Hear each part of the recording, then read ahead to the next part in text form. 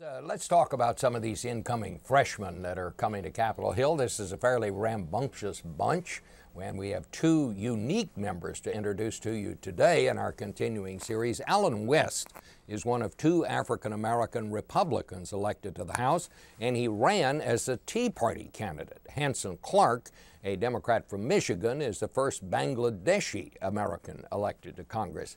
So take a look at these interviews by Wyatt and Jill Jackson, who talked to both of them.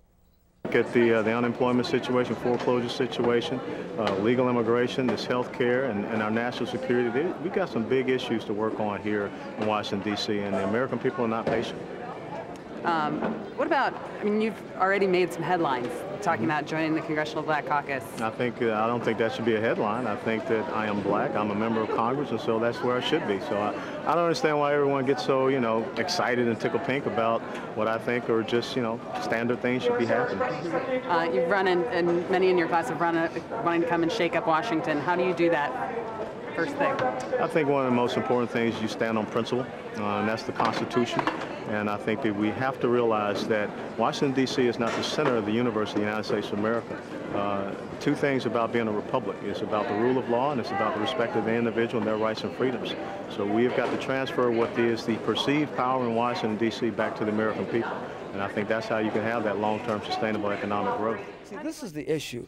All of us right now in this country are feeling financially insecure. We're all in the same boat, regardless of our race or party. And I understand that, and I'm going to represent everyone.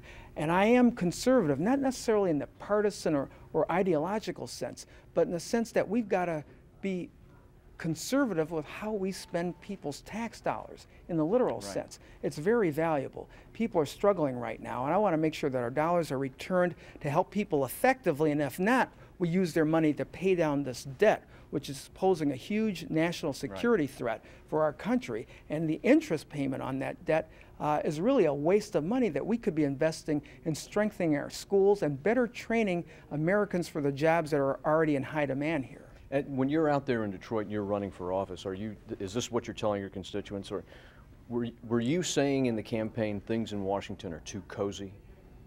What I did was I listened to the people.